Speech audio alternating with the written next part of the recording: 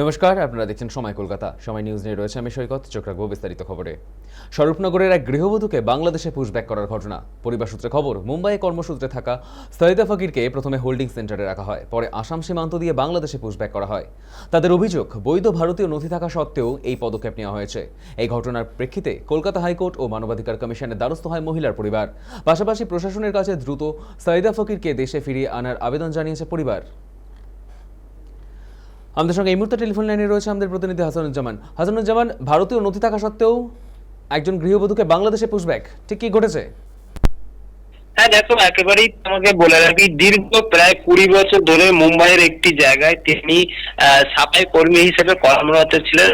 মূলত সেখানেই কিন্তু তিনি বাজার করার উদ্দেশ্যে, অর্থাৎ বাড়িতে যে সকল পণ্য লাগে, পারিবারিক যে বাজার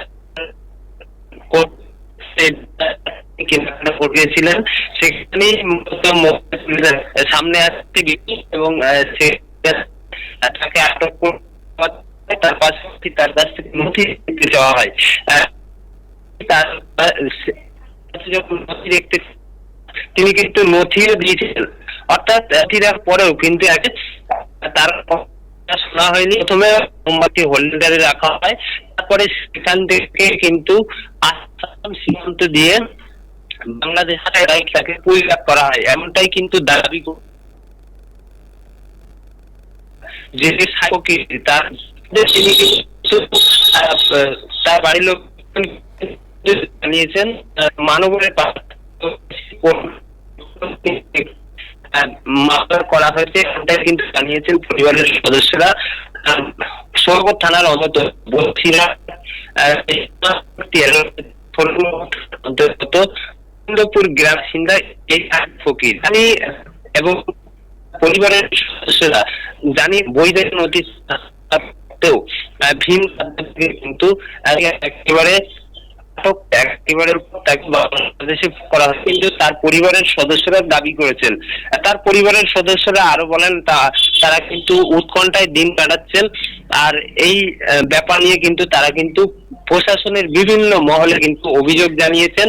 তার পাশাপাশি মানবাধিকার কমিশন এবং কলকাতা হাইকোর্টেরও দ্বারস্থ হয়েছেন যত তাড়াতাড়ি সব এই সাইদা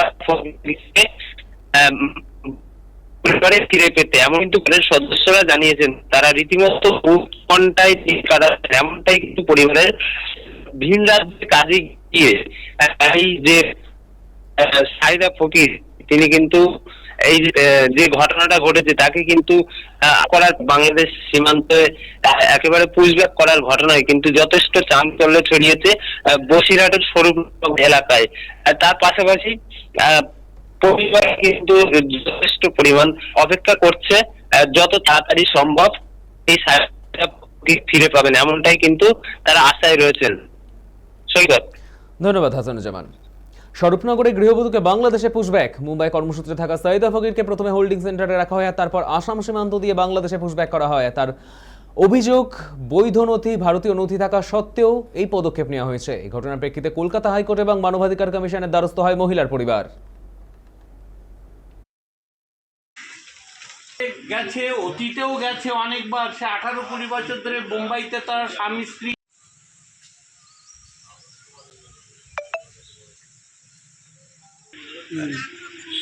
হ্যাঁ, হাদি আলী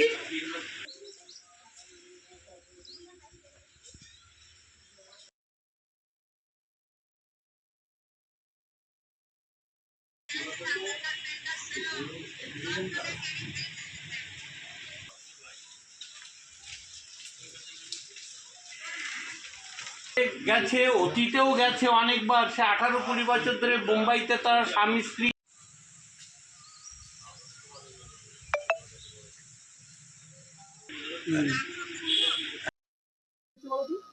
আমার মা মুম্বাইতে থাকে গত 20 বছর ধরে। 19 তারিখে ওনাকে মানে পুলিশ, মুম্বাই পুলিশ বলছে যে কটা কথা জিজ্ঞাসা করবো, এই জন্যই তাকে নিয়ে গিয়ে হয়েছে। 3 দিন ধরে আটকে রাখার পরে শোনা গেল যে তাকে বাংলাদেশ পার করা হয়েছে। কোন দিক দিয়ে পার করে দেওয়া হয়েছে? আসাম বর্ডার থেকে। এখন কোথায় আছে তোমার মা? এখন মা বাংলাদেশে আছে। তুমি কি চাইছো? আমি চাই যে আমার মা যত শীঘ্র চলে আসুক তাড়াতাড়ি। 19 তারিখে মুম্বাই পুলিশ, উনি গত 20 বছর ধরে ওখানে কাজ করে। 23 তারিখে আমরা হঠাৎ জানতে পারি মুম্বাই পুলিশ ওনাকে ধরে জিজ্ঞাসাবাদের সুবাদে ওনাকে 3 দিন ধরে আটকে রাখে। তারপরে হঠাৎ জানতে পারি 23 তারিখ ওনাকে বাংলাদেশ আসাম বর্ডার দিয়ে পার করে দেওয়া হয়। সেখান থেকে আমাদের সাথে কোনো যোগাযোগ নেই। আমরা ভারত সরকারের কাছে একটাই আবেদন করছি, যাতে খুব শীঘ্রই আমাদের কাছে তাকে ফিরিয়ে দেওয়া হয়।